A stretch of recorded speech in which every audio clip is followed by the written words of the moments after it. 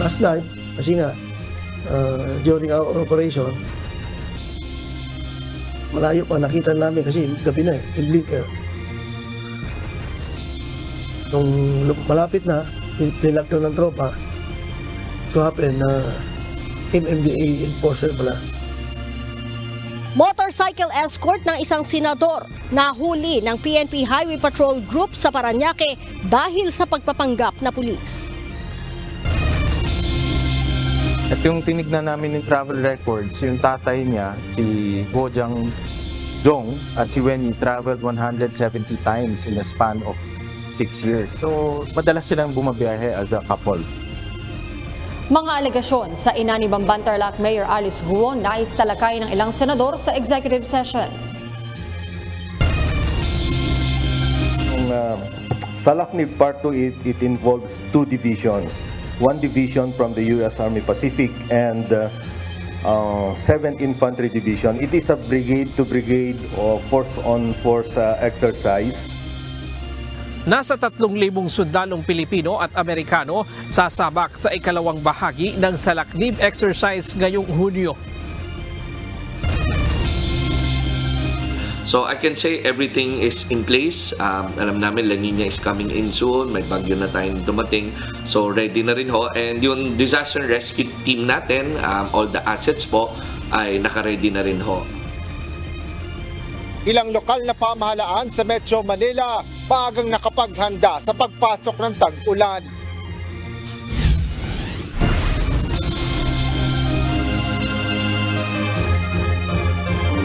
Magandang hapon Pilipinas at sa buong mundo. Una sa ating mga balita. Nahuli ng PNP Highway Patrol Group ang 2 tauhan ng Metropolitan Manila Development Authority sa bahagi ng Diokno, Parañaque kahapon matapos na gumamit ng motorsiklo na may markings ng pulis. Ayon kay Highway Patrol Group Chief, Police Colonel Neil Francia, ang 2 tauhan ng MMDA ay magsisilbi umanong motorcycle escort ni Senator Francis Tolentino. Ito ang balita ni Lea Ilagay. Last night, kasi nga, during our operation, malayo pa, nakita namin kasi gabi na yung blinker. Nung malapit na, pinlockdown ng tropa, so happen na MMDA enforcer pala. Bistado ng Philippine National Police Highway Patrol Group ang estilo ng 2 tauhan ng Metro Manila Development Authority o MMDA na nagsisilbing motorcycle escort ng isang senador. Ito'y matapos na mahuli ang mga ito sa bahagi ng Diokno Boulevard sa Parañaque City kahapon.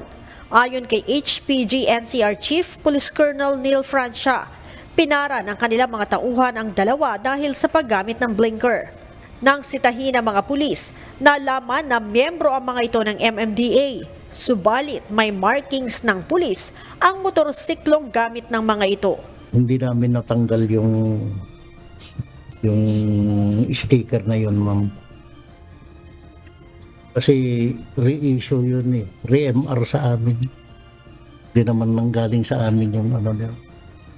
So, nung kinuha namin yung motor, may ano na yan, markings. Yung police mo na naka-sticker mo. Yung pagkakamali lang nila, yung markings na may police, yung MMDA motorcycle with markings na police. Sa harap, yung box. Kung talagang hindi mo sisitahin, hindi mo mapagkamalan as is talagang police. Kaugnay nito, sinampahan na ng HPG ng reklamo ang 2 MMDA personnel ng usurpation of authority. Nilinaw din ni Colonel Francia na mayroon din namang otoridad na magbigay ng seguridad ang MMDA. Ang hindi lamang aniya tama ay ang paggamit ng motorsiklo na may markings ng pulis dahil hindi naman aniya miyembro ang mga ito ng PNP. Sabi nila, yung former senator, former MMDA chairman, Senator Tolentino, authorized talaga. Nagbibigay kami ng mga security sa senator. Sa inilabas namang pahayag ni MMDA Acting Chairperson Attorney Romando Don Artes, sinabi nito na nakikipag-ugnayan sila sa HPG at mag-iimbestiga kaugnay sa insidente. Dagdag pa ni Colonel Francia, kasama ng 2 motorcycle escort ang senador nang mahuli nila ang mga ito. Ngunit wala pang inilalabas na pahayag ang mambabatas sa issue. After doon sa matagal na question namin sa yung mga riders, sinasabi nila na may VIP sila. At nagbukas si Senator Tolentino at tinanong ako kung pwede na silang umalis. Sabi ko, yes sir, kasi motor lang naman ang namin. Naghigpit ang HPG sa paninita ng mga nagsasagawa ng motorcycle escort matapos na mahuli ang isang tauhan ng mga ito na nagmumoonlighting bilang escort ng pribadong individual. Leia Ilagan, UNTV, News and Rescue. Diyos ang aming sandigan, serbisyo publiko ang aming pinahahalagahan. Sa inilabas sa pahayag ni Senator Francis Tolentino, tiniyak nito ang kanyang suporta sa law enforcement agencies at nangako ng patuloy na pakikipagtulungan para matiyak ang tamang pagpapatupad ng batas. Humingi rin ito ng paumanhin sa publiko sa insidente. Kumpiyansa ang Department of Justice o DOJ na mapagbibigyan ang kahilingan ng pamahalaan na mapabalik ng Pilipinas si dating Negros Oriental Congressman Arnolfo Teves Jr. Ayon kay DOJ spokesperson Assistant Secretary Mico Clavano, pumasa na sa pagsusuri ng Ministry of Justice ng Timor-Leste ang request ng Pilipinas. Sa ngayon ay inakyat na anya ito sa Court of Appeals at inaasahang magkakaroon ng desisyon sa mga susunod na linggo. Hiniling ng Pilipinas ang pagpapauwi kay Teves matapos na maglabas ng red notice ang Interpol laban sa dating mambabatas kaugnay sa kasong murder na kinakaharap nito dahil sa Pamplano Massacre. Pag nakita nila na legitimate po yung request natin, naka-attach po lahat ng dokumento, supporting documents, ay i-grant naman po talaga. Kaya confident po kami dahil lahat po ng kailangan i-attach ay na-attach. Lahat ng clarifications po ng government ng Timor-Leste ay na-address naman po ng Legal Division ng DOJ. Naniniwala ang ilang kababayan na mahalaga ang magiging talumpati ni Pangulong Ferdinand Marcos Jr. sa itinuturing na Top Defense Summit sa Asia, ang International Institute for Strategic Studies Shangri-La Dialogue. Samantala, isusulong naman ni PBBM sa event ang pagkakaroon ng multilateral alliances ng Pilipinas kaugnay ng issues sa West Philippine Sea. Mula sa Singapore, ito ang balita ni Erlyn Simon, live. Erlyn, gaano karami ang mga kababayan natin dyan sa Singapore at ano ang masasabi nila sa gagawing keynote address ni PBBM sa International Institute for Strategic Studies Shangri-La Dialogue? Monica, nasa 200 hanggang 215,000 ang mga Pilipino dito sa Singapore batay sa Embahada ng Pilipinas. 60% sa mga ito ay professionals gaya ng information technology professionals, engineers, architects, healthcare workers, nurse at iba pa. 40% naman ang household workers. Ilan sa ating mga kababayan sa Singapore ang proud dahil nakatakdang mag-deliver ng keynote address si Pangulong Ferdinand Marcos Jr. sa International Institute for Strategic Studies Shangri-La o IISS Dialogue, ang itinuturing na Premier Defense Summit sa Asia. Taunang event ito na dinadaluhan ng daan-daang delegado mula sa international security community. Para sa mga kababayan, paraan ito upang makahingi ng suporta ang bansa sa international community. See to it that we can, at least, we know the fact that we expected the international assistance with regards to our West Philippine Sea claim.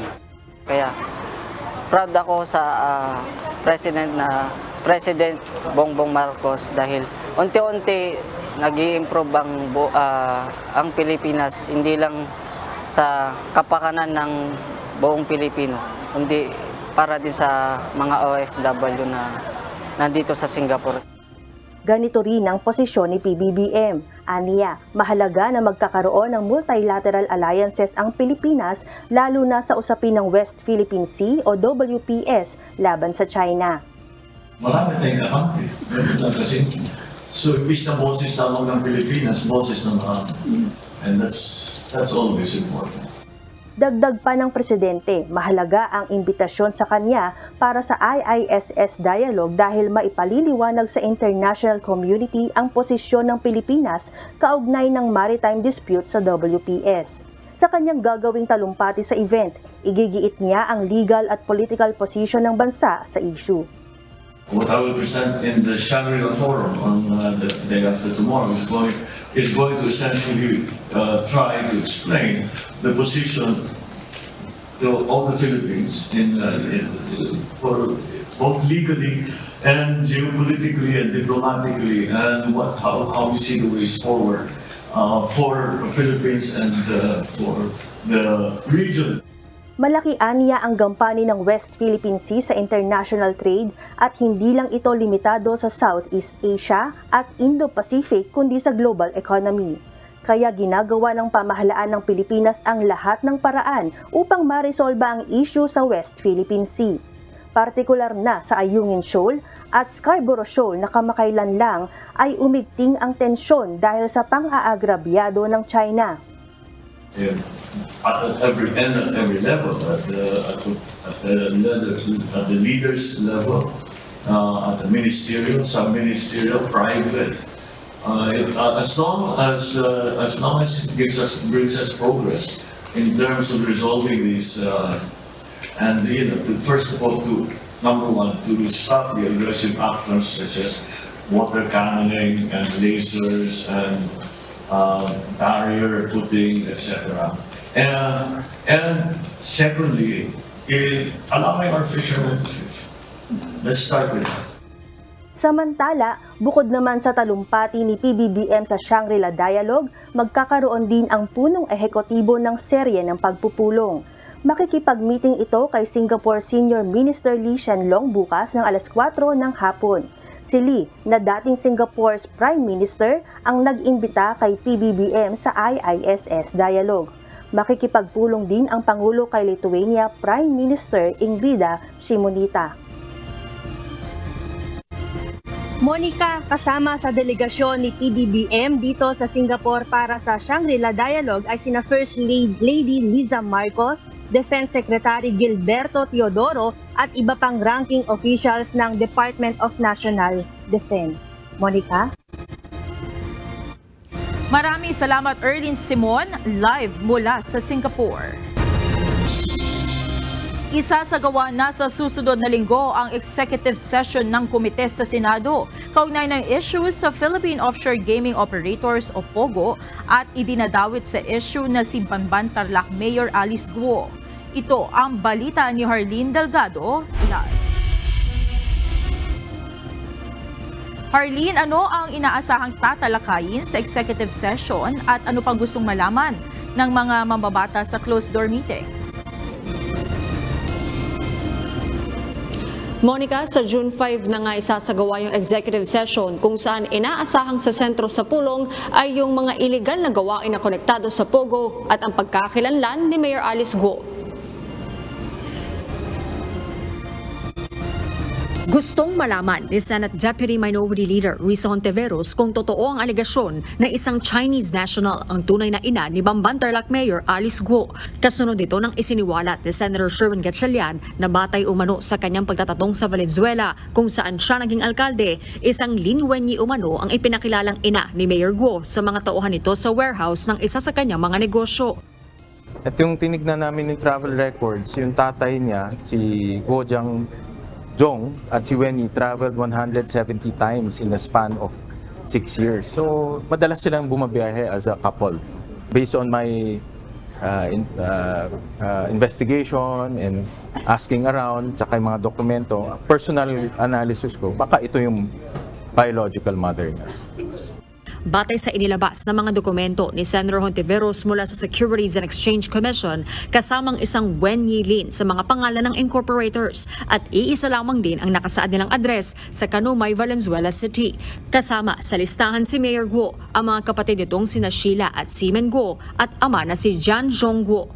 Inilabas din ng senadora ang isang dokumento mula sa Bureau of Internal Revenue o BIR na patunay anya ng mga ipinarehistrong address at birthdate ng mga kapatid at ama ni Mayor Guo at ng pinaghihinalaan ng mga senador na ina ng alkalde.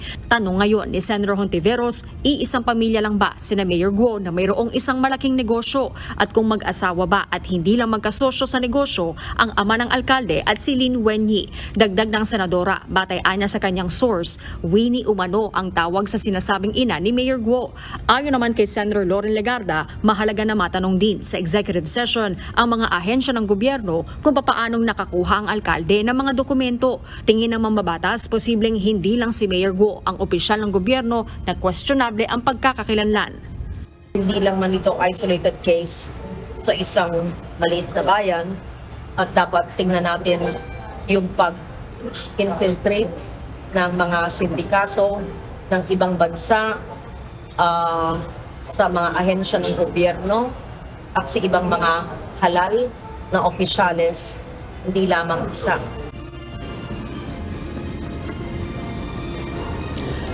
Monica, sa ngayon sinisikap pa ng UNTV News na makakuha ng pahayag mula naman sa kampo ni Mayor Guo. Samantala, ayon naman kay Senator Sherwin Gatchalian, magkakaroon din ng isang executive session kasama naman yung Anti-Money Laundering Council o AMLAC para naman tingnan yung isang anggulo ng posibleng money laundering kaugnay ng issue. At yan mo ng update, balik sa iyo Monica.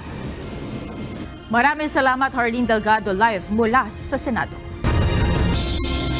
Nakahanda ang Department of Justice o DOJ na paimbestigahan si Banban Tarlac Mayor Alice Guo kaugnay sa mga isyong kinasasangkutan nito. Ayon sa DOJ, kailangan lang nila ng request mula sa Senado. Ito ang balita ni Dante Amento. We are just paying the courtesy to the Senate who now leads the investigation. If need be and as requested, if requested by the committee, we can definitely assist, no? Iginagalang ng Department of Justice ang ginagawang investigasyon ng Senado sa pagkatao ni Banban Tarlac Mayor Alice Guo. Ayon kay DOJ Spokesperson Assistant Secretary Miko Clavano, maaari naman silang gumawa ng sariling investigasyon para tumulong sa pamamagitan ng National Bureau of Investigation o NBI. Ito ay para malaman ang nationality nito o kung may kaugnayan ito sa criminal activities. Ngunit hihintayin anya ng DOJ ang official request na manggagaling sa Senado. Ayaw lang po natin na pangunahan ang Senado, especially because there is an ongoing investigation on their end. Pero po kung malaman po natin at meron po silang directive sa atin na mag-conduct ng isang investigation, we will definitely abide. Sa ngayon, ayon pa sa DOJ, wala pa naman silang natanggap na anumang reklamo na inihain sa kanila laban sa alkalde. Bukod sa Senado, may sarili ng investigasyon ang Office of the Solicitor General o OSG. Patuloy ang pangangalap nito ng ebidensya para sa posibleng paghahain ng co-warranto petition na maaaring magpatalsik sa alkalde sa pwesto. If ever it is decided by the courts, we'll take the power of Mayor Alice Guo away in such a way na parang hindi siya eligible or qualified to hold the position. Dante Amento, UNTV News and Rescue. Diyos ang aming sandigan, serbisyo publiko ang aming pinahahalagahan.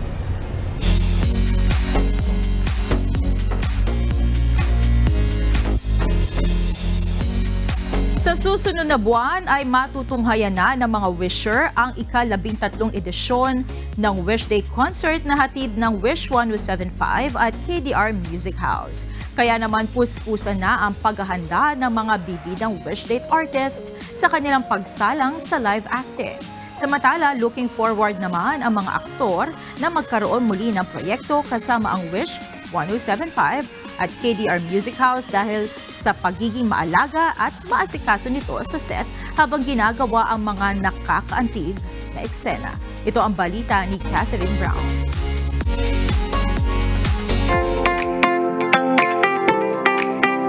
Bawat edisyon ng Wish Date Concert ay pinupuno tayo ng mga kwentong nakaka-relate ang marami, mga istoryang hinangos sa totoong buhay.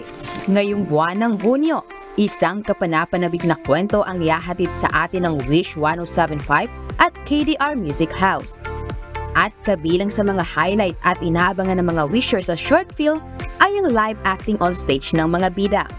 Kaya sa pagkakataong ito, puspusan na ang ginagawang paghahanda ng Wish Date artist, lalo bago ito para sa kanila. Mula sa pagmemorya ng kanilang mga lines hanggang sa pag-internalize ng kanilang role sa bawat eksena para bigyang buhay ang kanilang karakter. The job that I have now, which is, being an actress, I always want to give my best. Nanginginig ako every time I think about it kasi sobra po yung stage fright ko. I mean, like, the way I'm speaking right now, hindi nyo po mahalata. Pero pagdating sa stage, oh my goodness, sobra yung kaba ko. My heart feels like it's gonna beat out of my chest and wala, it's something that I'm not very used to. Of course, I will push myself to do my very best. Ayon kay Mark Ian Garcia, ito ang kanyang first acting project at lalong first live acting project. Kaya magkahalong kaba at excitement ang kanyang nararamdaman.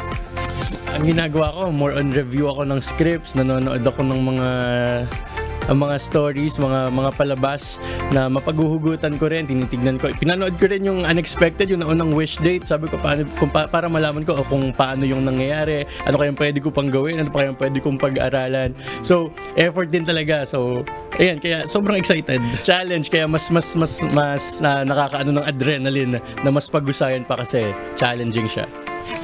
Samantala, hindi pa man nailalabas ang ika-13 edisyon ng Wish Date Concert, looking forward na ang mga Wish Date artist na makatrabaho at magkaroon muli ng proyekto kasama ang Wish 1075 at KDR Music House dahil sa maganda at masayang working experience nila on set habang ginagawa ang mga eksena.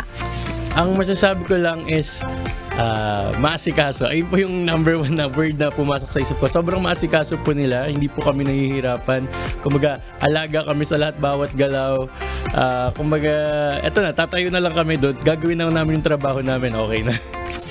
Napaka on time, napaka organized, mga tao, very kind, and sobrang bait lahat ng grupo. Kaya nakakamiss talaga na last day na natin ngayon, pero I'm looking forward na makagawa pa ako ng maraming project dito sa Wish, UNTV family.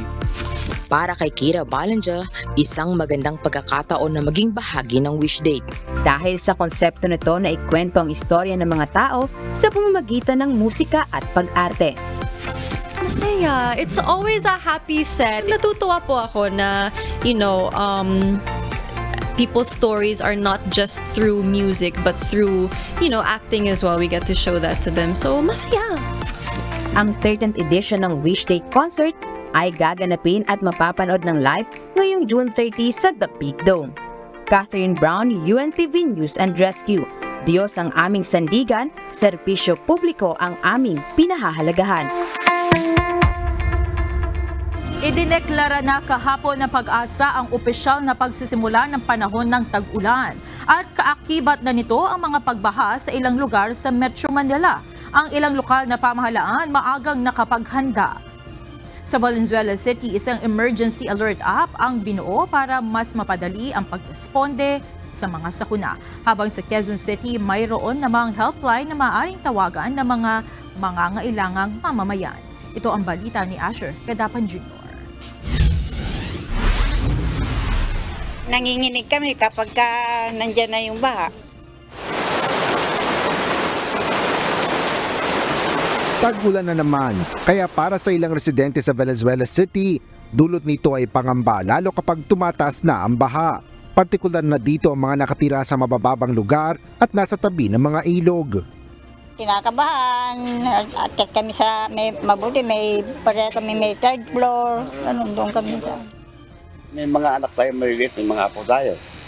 Pamilya natin, hindi tayo makapaghanap buhay, baha. Sa kabila nito, tiniyak naman ng lokal na pamahalaan na handa na sila sa maaaring sakuna na kaakibat ng mga malalakas na pagulan. Everything is in place. Alam namin La Nina is coming in soon. May bagyo na tayong dumating. So ready na rin ho. And yung disaster rescue team natin, all the assets po ay naka-ready na rin ho.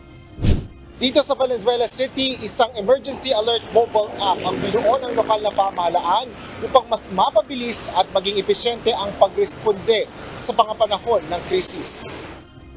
Ito ay sa tulong ng mas pinalakas na V-Alert app ng lungsod ng Valenzuela na mas mabilis at direktang kokonekta sa mga kritikal na serbisyo ng LGU.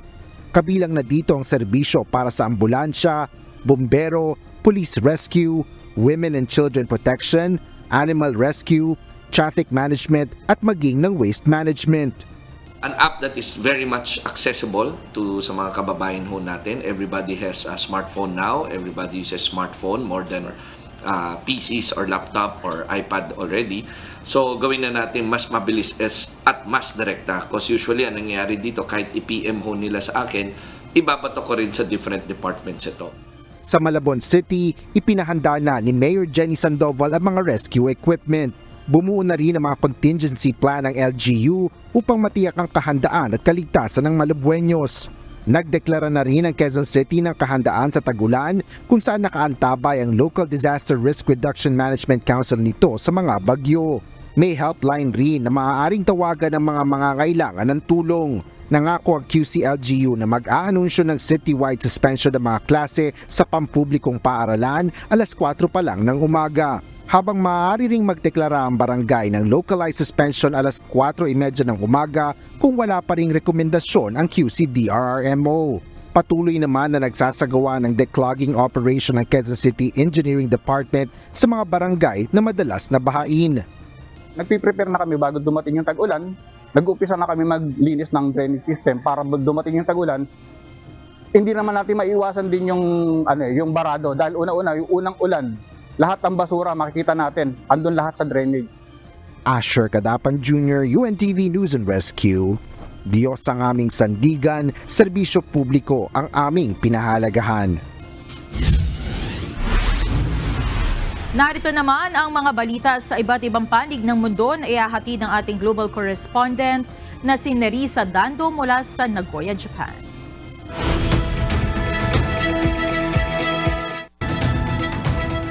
Nerissa, dyan pa sa Japan, paano ang sistema ng pagpapadala ng warning sa mga posibleng pagbaha at landslide na dulot ng malalakas na mga pag-ulan?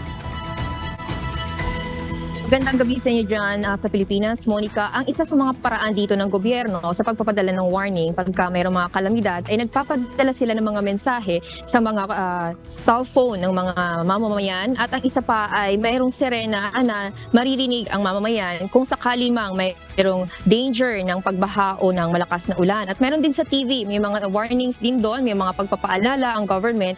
Kaya kapag ka mayroong masamang panahon ay ina-advise nila na manood ng TV at maging updated sa mga balita. Monica? Sige, Nerissa, ibigay mo na ang mga balita sa iba't ibang panig ng daigdig. Umabot sa mahigit 40 lugar sa Japan ang nakaranas ng record-breaking rainfall ngayong buwan dahil sa active front ayon sa Japan Meteorological Agency. Nito lang Martes ng gabi lumagpas nasa 300 mm ang ibinagsak ng ulan o naulan sa Kami at Kochi prefectures. 200 mm naman sa bahagi ng Nagano, Tokushima, Ehime, Miyazaki at Kagoshima prefectures. Muli namang nagbabala ang weather agency sa mga nakatira sa Gifu, Shizuoka at Aichi prefectures na maging mapagmatsyag sa posibleng mga pagbaha at landslide. Nagpakawala umano ng nasa 10 short-range ballistic missiles ang North Korea patungo sa eastern coast nito ngayong araw. Ito ay ilang araw lamang matapos ang bigong launching ng spy satellite noong linggo. Ayon sa isang opisyal ng South Korea, ang mga short-range missiles ay sinasabing galing sa Sunan area ng Pyongyang at umabot hanggang sa Sea of Japan. Kinundi na rin ng Republic of Korea ang hakbang na ito na nilang naglagay sa panganib sa kanilang capital of Seoul at iba pang important military bases. Tiniyak din ito na respondihan nila ang anumang provocation. Matinding iprinotesta naman ni Japanese Prime Minister Fumio Kishida ang ginawang ito ng North Korea at sinabi na paglabag ito sa United Nations Security Council resolutions. Ayon naman sa Defense Ministry ng Japan, wala silang na-monitor na bumagsak sa missiles o na missile sa loob ng kanilang exclusive economic zone.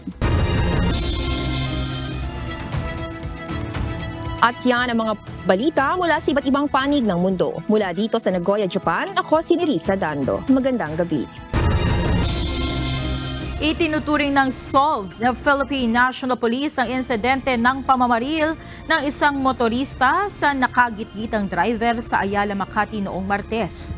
2 pang kaso ang inihahanda rin ng PNP laban sa suspect na una nang sinampahan ng reklamong murder. Ito ang balita ni Lea Ilagan. Case solved po ito dahil nahuli po natin ang suspect at under custody at identified po siya at maisasampa po yung kaso. So sa parameters po ng PNP ay considered solved na po itong kaso po na ito. Lutas nang maituturing ng pambansang pulisya ang kaso ng pamamaril ng driver ng sedan sasakay ng puting Innova sa Ayala, Makati noong Martes. Ayon kay Philippine National Police Public Information Office Chief Police Colonel Jean Fajardo, bukod sa tukoy na ang suspect, under custody na rin ito at inihahanda na ang pagsasampa ng kaso. Bukod sa reklamong murder, 2 reklamo pa ang inihahanda ng NCRPO na isasampa laban sa suspect. Kabilang dyan ang paglabag sa Republic Act 4136 dahil sa paggamit ng illegal na plaka. Kung matatandaan niyo po, nung nakuha po at na-recover po yung black Mercedes-Benz, ay iba na po yung plakang nakakabit po doon. Inalis po niya yung original plate po na BCS 77 at pinalitan po ito ng isang plaka, which is a clear violation po ng ating batas. Masasampahan din ito ng paglabag sa Republic Act 10591 o Comprehensive Firearms and Ammunition Law. Nahulihan po siya ng obviously yung baril po na nakarehistro sa kanyang pangalan ay bit-bit po niya during the time ng incident at nagamit po yon sa pamamaril at malinaw po doon sa provision po ng 10591 in the absence of a permit to carry na lisensya po ay hindi po pwedeng dalhin ng sino man kahit meron po siyang LTAP at nakarehistro po yung kanyang baril. Noong Martes, binaril ng driver ng itim na sedan ang driver ng puting Innova sa bahagi ng EDSA Ayala, Makati southbound dahil lamang sa gitgitan sa kalsada. Nasawi ang driver ng Innova habang nahuli naman ang driver ng sedan sa Pasig City kahapon. Lea Ilagan, UNTV, News and Rescue. Diyos ang aming sandigan, serbisyo publiko ang aming pinahahalagahan. Sinuspindi na ng Land Transportation Office ang lisensya sa pagmamaneho ng driver na Mercedes-Benz na sangkot sa pamamaril sa nangyaring road rage sa Makati City noong Martes. Ayon sa LTO, pinatawan nila ng 90-day preventive suspension ang driver's license ni Gerard Raymond Yu habang nakapending pa ang administrative complaint na inihain laban dito.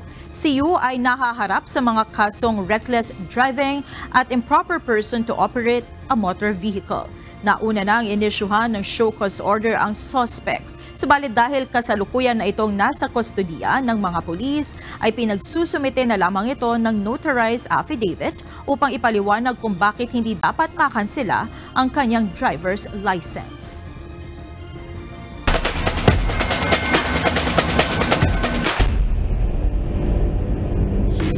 Nakuha ng BFP Lady Firefighters ang 10th straight win nito matapos bombahin ang SSS Pension Protectors sa second round elimination sa Paco Arena, Manila kahapon. Wagi naman ang PNP Lady Patrollers sa 3-0 laban sa DFA Emissaries. Nangunguna pa rin sa team standings ang AFP Lady Gunner matapos pataubin ang Judiciary Justice Servers sa 3-1. Ito ang balita ni Hari Ilagan.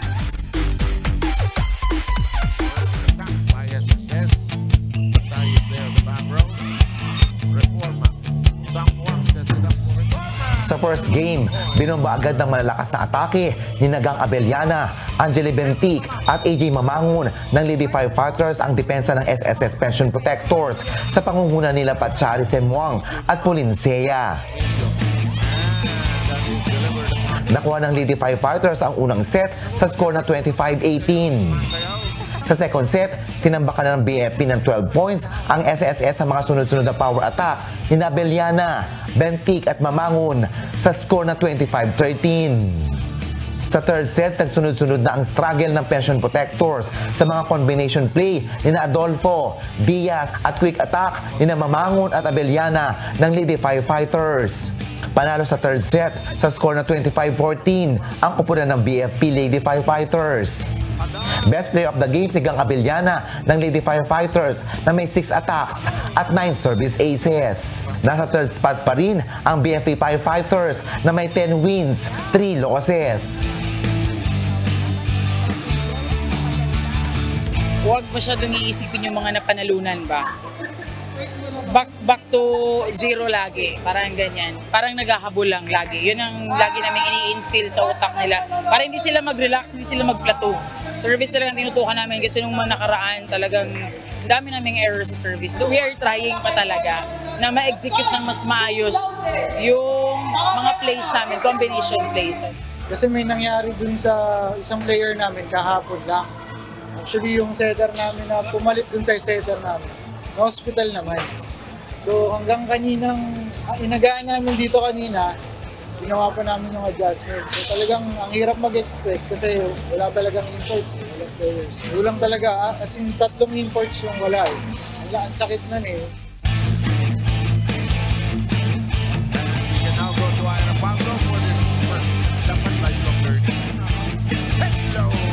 Sa second game, panalo ang PNP Lady Patrollers kontra sa DFA Emissaries sa 3-0. Sa first set pa lang, niratrat na agad ni Mila Flor Ronquillo, Kia Gomez at Cez Oliveros ng PNP Lady Patrollers ang DFA Emissaries. Dipensado naman si Kat Magsumbol at Ibon Reyes ng DFA Emissaries, ngunit nakuha pa rin ng PNP ang unang set sa score na 25-21. Sa second set at third set, tinambakan na ng PNP ang DFA sa tulong pa rin ni Ronquillo, Gomez at Oliveros. Nakuha ng Lady Patrollers ang dalawang magkasunod na set sa score na 25-14 at 25-21. Best player of the game, si Cez Oliveros ng Lady Patrollers na may 12 attacks, 1 service ace. Nasa pangalawang spot naman sa team standing ang PNP Lady Patrollers na may 10 wins at 2 losses. Okay naman ako sa laro nila ngayong hapon kasi unti lang yung ano. Pero sa unang set, medyo maraming error nila kaya medyo nag-adjust kami. Lagi naman namin talaga pinapractice yung quick namin kasi magpupokus na kami sa pass play para mahirapan nyo. Focus pa rin kami sa ano namin, kung anong laro namin nakikita nyo, ganun pa rin kami. Knowing PNP, alam ko kung paano sila mag-serve. Noong mga una-una, nakukuha naman eh. Kaso nga lang, nung latter part na kailangan na talaga yung receive, doon pa nawala. So, at least kahit pa paano, meron pa rin, may hope pa rin na may nababago naman kahit paunti-unti. Yun yung sabi ko, di ba? Una pa lang, mahabang proseso to. Pero happy na rin naman ako kahit pa paano dahil may outcome naman yung mga pag-iirap nila.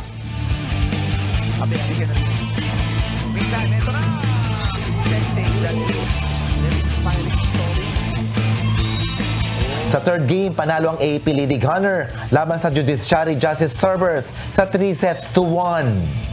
Sa first set at second set pa lang, nagpaulan na ng magkakasunod na power attack sina Yari Yongko, May Madulid at Cheryl Hake sa Judiciary Justice Servers. Dumipensa naman ang mga ito sa tulong ni Lerma Tubog at Ibon Reyes, ngunit nakuha pa rin ng AFP ang dalawang set sa score na 25-20 at 25-13.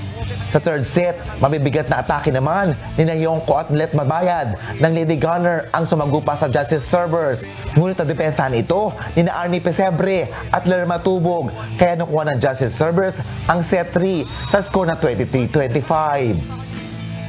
Sa fourth set, nagpasabog na ng kaliwat ka ng quick at cross-court attack sina Ann Pantino, Madulid at Joy Betinho ng Lady Gunner sa Justice Servers. Natapos ang laban sa score na 25-8. Best player of the game si May Madulid ng AP Lady Gunner na may 10 attacks at 1 block. Nangunguna pa rin sa team standing ang AP Lady Gunner na may 11 wins at 2 losses. Maganda naman yung pinakita nila, yung third set lang, nag-relax lang talaga sila ng third set. Kaya naman nilang mabol, medyo nag-ano lang, yun lang yung last error. Nawalan lang sila ng receive doon, yung pagpasok lang ng tao, medyo na late lang. Same pa rin, kailangan manalo. So dapat may receive, siyempre receive unang-una para maka-atake ng maayos. Thankful po kami kay God at hindi na po kami pinabayaan, kami nasa top 1. Mas maganda yung coordination nila at saka yung teamwork sa loob. No? Although medyo yung last part, masama yung receive. Nagbabago talaga eh. Kailangan yun ang talagang i-focus namin ng gusto. Ako kuha naman, kaya lang pag medyo humahabol ang kalaban o medyo medyo nininervyos pa ng konti. Yung medyo yung tiwala sa sarili para kumuha ng bola eh, nawawala. Samantala, abangan sa susunod na bakbakan sa Liga ng Public Servants sa Win in Sports, Win for Charity sa darating na linggo, June 2, 2024 sa Paco Arena, Manila. Magtutos ang Senate Lady Defenders laban sa PNP Lady Patrollers sa first game, alas 12 ng tanghali. Susundan naman ito ng paghaharap ng SSS Pension Protectors laban sa Judiciary Justice Servers alas 2 ng hapon. Habang Comelec Suffragettes at DFA Emissaries naman ang maglalaban sa Game 3 alas 4 ng hapon. Live itong mapapanood sa social media account ng UNTV News and Rescue at UNTV Sports. Hari Ilagan, UNTV, News and Rescue, Diyos ang aming sandigan, serbisyo publiko ang aming pinahalagahan.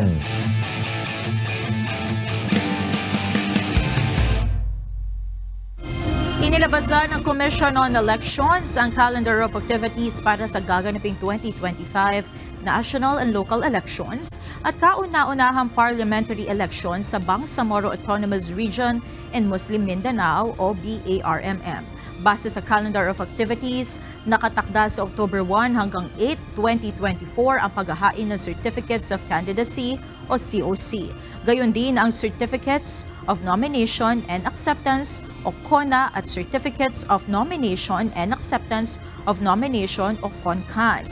Ang election period at GONBAN naman ay magsisimula ng January 12 hanggang June 11, 2025. Dito inaasahang maglalagay ng mga checkpoint ang Philippine National Police o PNP sa buong bansa para mahuli ang mga iligal na nagdadala ng baril at walang mga kaukulang permit to carry mula sa COMELEC.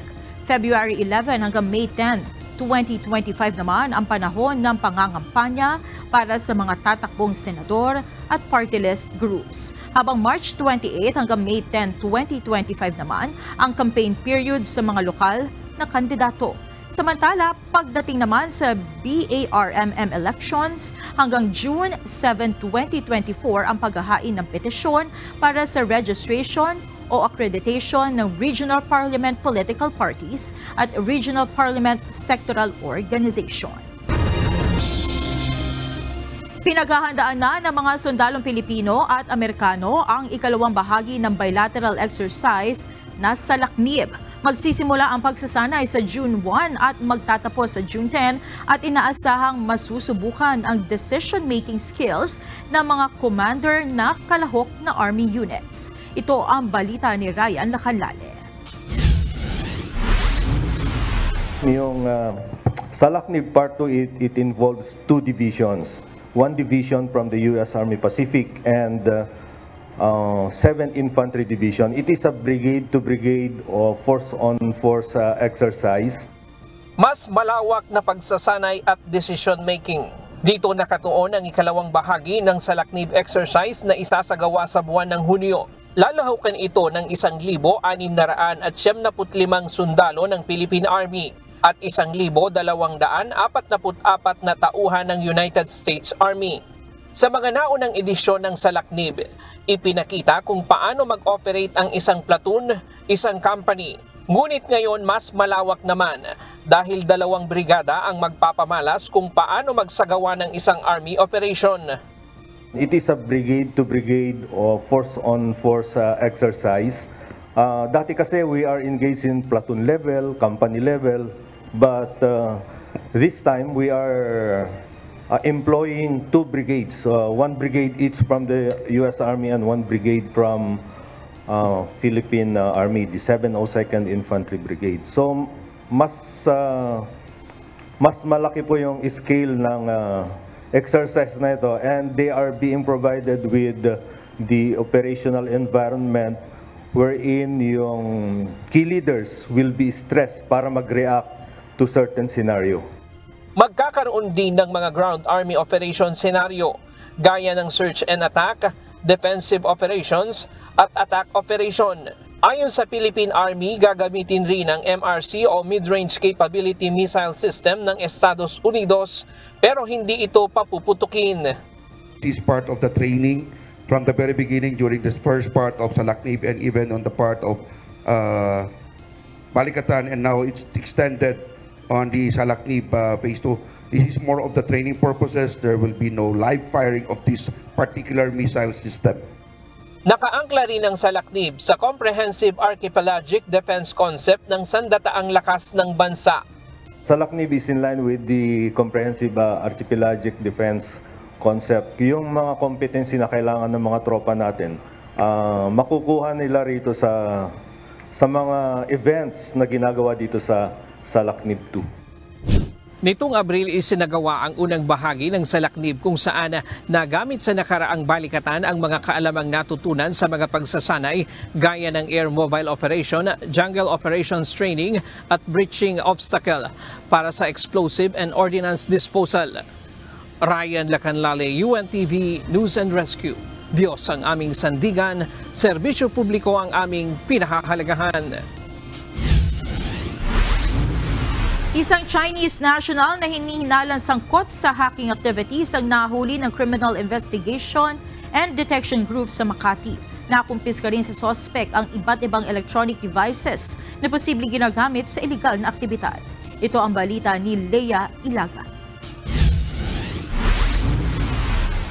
Magtataka tayo kung bakit nasa possession niya yung ganitong mga klaseng gadgets. So therefore, it's very alarming sa part namin ng pulis na why is it na meron siyang mga ganitong gamit.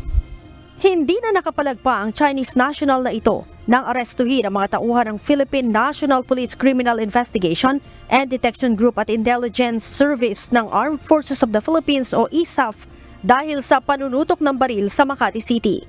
Sa follow-up operation, sa tinutuluyan itong condominium sa Parañaque City, nakumpiska ang iba't ibang electronic devices na hinihinalang ginagamit sa hacking activities. Mga nakuha ng mga operatiba natin sa lugar kung saan ay meron siyang ang certain gadgets like yung drone, and meron din siyang mga cellphone, and yung makapag-identify ng makapag-intercept ng other gadgets. So, as of now, since na ang expert ang makapag-justify kung anong klaseng gadgets ang mga to, then we are waiting for the final report. Base sa spot report ng CIDG, pinipilit umano ng suspect ang complainant na dalhin ang naturang devices sa iba't ibang vital installation at pampublikong lugar para makapang-hack ng cellphone at electronic devices. Bukod sa mga electronic devices, may nakuha ding baril sa suspect at mga bala, kaya't kasama sa inaalam ng mga otoridad ay kung espiya ang suspect. Kasama po yan sa investigation din, lahat po ng possibility kung ano po yung background nitong subject natin. Since na he's a foreign national, so titignan natin yung anggulo kung ano ang ginagawa niya dito sa atin. And why is it that he has this kind of gadgets? Itinanggi naman ng suspect na isa siyang espiya, ngunit inaming nagtatrabaho siya sa Pogo. What are you doing here in the Philippines? To work. For Pogo. Are you a spy? No. What again? No. Inihahanda na ng CIDG ang pagsasampa ng reklamong paglabag sa Republic Act 10591 o Comprehensive Firearms and Ammunition Law. Leia Ilagan, UNTV News and Rescue. Diyos ang aming sandigan, serbisyo publiko ang aming pinahahalagahan. Nakikipag-ugnayan na ang Office of Civil Defense sa iba't ibang ahensya ng pamahalaan kaugnay ng paghahanda sa panahon ng tag-ulan. Paalala rin ng UNTV Rescue Team sa mga motorista, iba yung pag-iingat sa kalsada. Ito ang balita ni Jed Neresina. Sa ngayon dahil wala namang bagyo, asahan po natin na magiging madalas yung mga localized thunderstorm, lalo na sa dakong hapon o gabi. Ang mga kalat-kalat na pag-ulan, thunderstorms at ang pagpasok ng bagyong Aghon, gayon din ang southwest monsoon o habagat sa nakalipas na araw ang naging batayan ng Philippine Atmospheric Geophysical and Astronomical Services Administration sa pagdedeklara ng tag-ulan kahapon. Paliwanag ni Chris Perez, Assistant Weather Services Chief ng Pag-asa, naabot na ang kriteria sa dami ng ulan na naitala sa nakalipas na araw. Usually dapat merong 5 araw na ang total rainfall ng bawat istasyon na ito ay aabot ng 25 mm. At dapat sa 5 araw na yon, may 3 sunod-sunod na araw na hindi bababa ng 1 mm ang paulan. And then yun nga, yung observed wind sa surface level at saka sa 850 millibar level ay meron na pong westerly and southwesterly component. Ngunit kahit tag-ulan na, may mga araw pa rin na makakaranas tayo ng mainit na panahon o tinatawag na monsoon break. Posible namang makaranas ng above normal na mga pag-ulan ng bansa pagsapit ng buwan ng Oktubre. Ayon sa Pag-asa, madadalas ang mga localized thunderstorms, shear line, frontal system at monsoon rains mula Agosto. Gayon din ang low pressure area at mga bagyo habang nagtatransition ng El Nino patungo sa La Nina. Magiging madalas ang pag-ulan near normal to above normal rainfall condition sa nakararaming bahagi nating bansa during the last quarter of the year. That would be from October, November, and December. Base sa current projection natin ng posibleng episode ng La Nina. Tiniyak naman ng Office of Civil Defense ang pakikipag-ugnayan sa iba't ibang ahensya at sangay ng pamahalaan bilang paghahanda sa panahon ng tag-ulan. Ang OCD po ay nakikipag-ugnayan sa iba't ibang mga ahensya po at sangay ng pamahalaan tungkol sa mga bagay na may kinalaman sa DREAM. At ito rin po yung nagpapatakbo ng DREAM Operation Center. Nakamonitor tayo dito 24/7 for any eventuality ng emergency at disaster. Sinabi ni OCD Spokesperson Director Edgar Posadas na mayroong mga naka-standby na maaaring rumesponde kung sakaling magkaroon ng anumang insidente o sakuna sa isang lugar. Kasama sa paghahandang ginagawa ng pamahalaan ay ang pagpapakalat ng mobile text messages at alerts tungkol sa early warnings kapag may mga inaasahang kalamidad. Katulong ang Department of Social Welfare and Development ay nagpapadala na ng food and non-food items bago ang mga sakuna at kalamidad para mabilis itong maiabot sa ating mga kababayang maaaring maapektuhan. Pinag-iingat din ng publiko sa kalsada tuwing ganitong panahon ng tag-ulan dahil madalas sa mga aksidenteng dulot ng madulas at basang kalsada. Actually, mas marami ang mga statistics ng aksidente kapag tag-ulan dahil nandyan yung basa ang kalsada, nandyan yung ang mga tao talagang pagka tag-ulan o kaya pag umuulan napakaaligaga. Kaya talagang minsan hindi na nila nabibigyan priority yung safety. Ang gusto na lang talaga nila is makauwi. Huwag tayo masyadong magmadali sa oras ng tag-ulan kasi isa yan sa mga common reason yung pagmamadali talaga dahil gusto makauwi o kaya gusto na makahanap ng masisilungan kaya ang tendency dire-diretso sa pagmamaneho. Kung malakas din ang ulan ay kadalasang zero visibility na ang daan, kaya kinakailangang alerto at maingat talaga ang pagmamaneho. Bukod dito, kapag ganitong may mga kalamidad ay maigian nila ang preemptive evacuation dahil sa ganitong paraan ay mababawasan ang mga posibleng mapinsala o masawi. Jed Neresina, UNTV News and Rescue. Diyos ang aming sandigan, serbisyo publiko ang aming pinahahalagahan.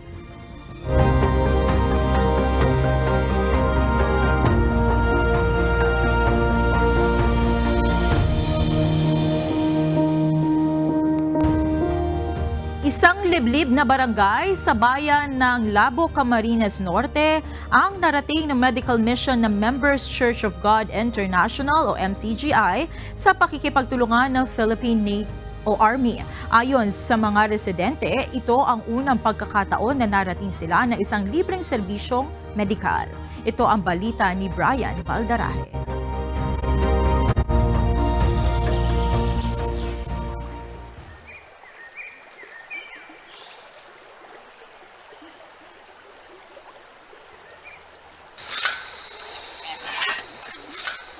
Pagkakabod o pagmimina ng ginto ang isa sa ikinabubuhay ng karamihan ng mga residente sa Barangay Malaya sa bayan ng Labo, Camarines Norte.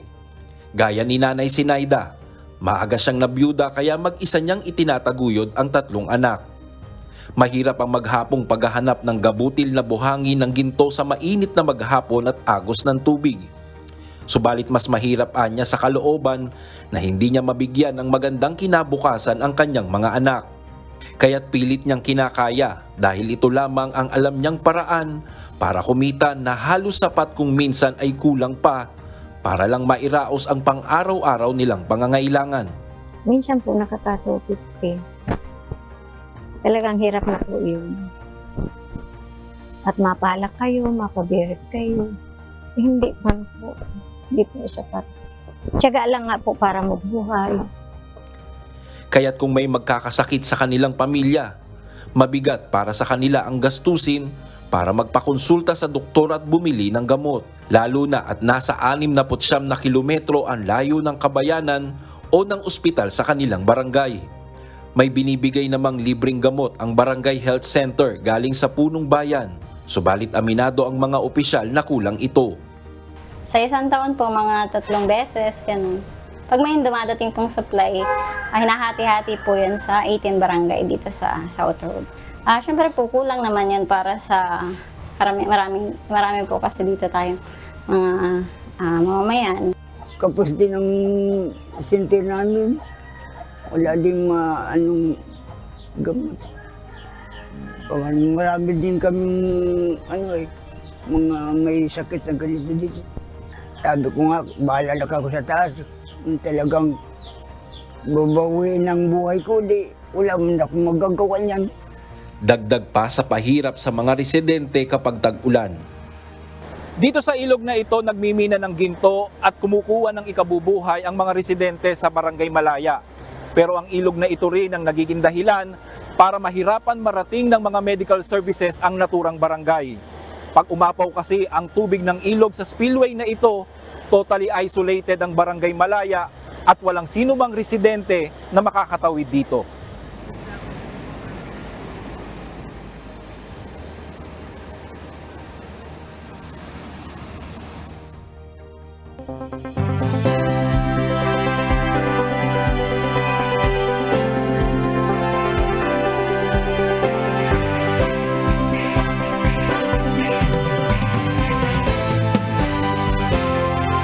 Ang kanilang sitwasyon ang idinulog ng Philippine Army kay Kuya Daniel Rason noong Nobyembre 2023 kasabay ng isinagawang MOA signing sa pagitan ng MCGI at Philippine Army sa Bicol.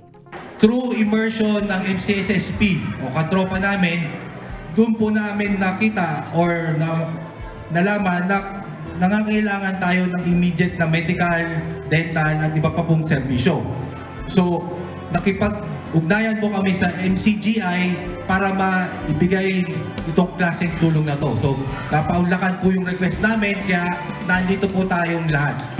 Kaya naman sinamantala na ni Nanay Sinaida at mahigit 1,200 niyang kabarangay ang medical mission sa kanilang lugar. So, napakaganda nito pagkataon ito. First time na mangyari sa Barangay Malaya na magkaroon itong kompleto na. May medical, may dental, may optical, mayroong pa-feeding. So, mayroon pa mga libreng gamot. Sa unang pagkakataon, naranasan ng mga taga-Barangay Malaya sa loob ng isang araw ang makapagpatingin sa hindi lamang isa, kundi 7 doktor na kasama sa medical mission ng MCGI, katuwang ang Philippine Army. Nakapag-uwi rin sila ng libreng gamot, salamin sa mata at may nakapagpabunot pa ng ngipin. Ito po mga bagay na ito, hindi kayang gawin ng munisipyo sapagkat napakalaki po ng gastos ng pera na pinakinakailangan dito. Ngunit hindi po sila nagkakait ng kanilang tulong. At minamahal ko mga kababayan, dito po sa Barangay ng Malaya, sana maramdaman po natin at pangarapin natin na hindi lang tayo ang makinabang sa programang ito. Ipagdasal po natin sila. Unang-una, malaking pasasalamat po ang aking pinapaabot sa members, Church of God International, MCGI, kay Kuya Daniel Rason at kasama ang iba't iba pa pong mga ministro at mga miyembro ng NCGI dahil sa pagkakataon po nito na kung saan sila po ay nagbibigay ng tulong sa ating mga kababayan, mga importanteng tulong. Natutuwa ang aming puso ng lubos dahil sa nakikita nating kolaborasyon. Ang ibig sabihin po, ang ating pagtutulong-tulong ay magkakaroon ng malaking impact o epekto sa mga nangangailangan. At pinupuri natin lagi naman ang papuri ay sa Panginoon, lahat ng pagtatagumpay, lahat ng karangalan ay sa Diyos. Brian Baldarahe, UNTV News and Rescue. Diyos ang aming sandigan, serbisyo publiko ang aming pinahahalagahan. NCGI is NCGI shine. To God be the glory. Pag-ibig!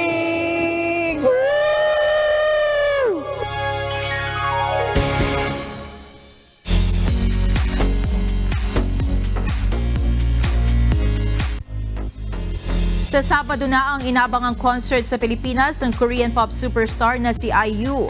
Ito ang muling comeback ni IU sa Pilipinas matapos ang kanyang huling concert sa Araneta Coliseum noong 2019. Kaugnay nito, nagpalabas ng advisory ang pamunuan ng North Luzon Expressway na asahan na ang matinding traffic sa NLEX sa Sabado dahil sa gaganaping concert ni IU sa Philippine Arena sa may Ciudad de Victoria sa Bulacan. Ang mga dadalo sa concert ay pinapayuhan na dumaan sa NLEX Ciudad de Victoria exit at gumamit ng RFID.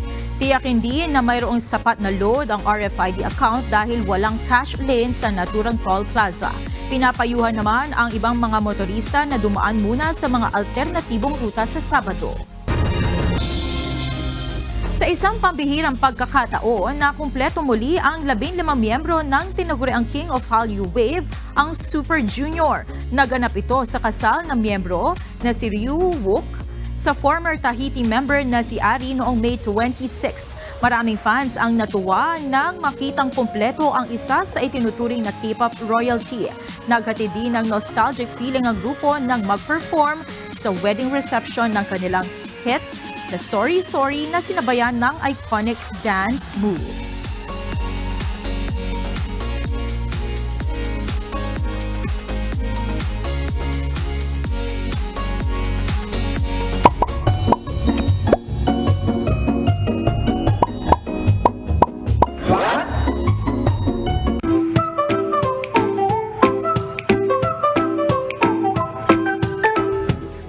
Nagkalaman po, idineklara na po ng Pag-asa na simula na po ng tag-ulan sa Pilipinas at kapag ganitong panahon, simula na rin ang pagpasok ng mga bagyo sa ating bansa. Ayon po sa Pag-asa, mayroong nasa 20 bagyo ang bumibisita sa Pilipinas taon-taon. Pero hindi nyo ba naitatanong kung ano ang pinakamalakas na bagyo na nangyari o naitala sa buong mundo? Ang pinakamalakas na bagyo na naitala ay nangyari po sa atin sa Pilipinas at walang iba kundi ang bagyong Yolanda o may international name na Haiyan. Ang bagyong Yolanda ay nasa category 5 na typhoon. Ang bagyong Haiyan ay naglandfall sa Pilipinas noong November 8, 2013. Pangunahing naapektuhan ang region po ng Eastern Visayas, partikular na ang lungsod ng Tacloban, kasama na rin po ang Leyte, kung saan nagdulot ito ng matinding pinsala.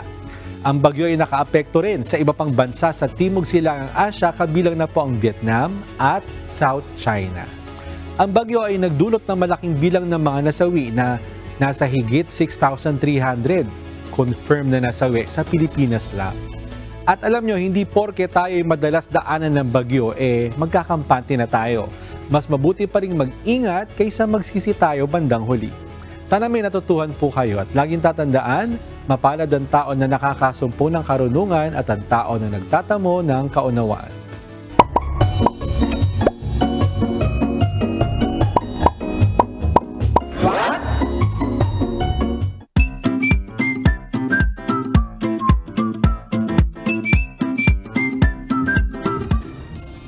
Narito naman ang ating mga naging kausi ngayong araw ng Huwebes. Salamat at mag-shoutout po tayo kina Rodel Villanueva, Laida Acosta, Shane Ruado, Wilson Dolor, Juanito Atiwag, at Pimeo Faron. Maraming salamat po sa inyong pagtutok. Narito naman ang salita ng Diyos na ating sandigan mula sa Aklat ng Santiago, Kapitulo 1, versikulo 13, na nagsasabi, "Huwag sabihin ng sino man pagka siya'y tinutukso, ako'y tinutukso ng Diyos, sapagkat ang Diyos ay hindi matutukso sa masamang bagay at hindi rin naman siya nanunukso sa kanino man."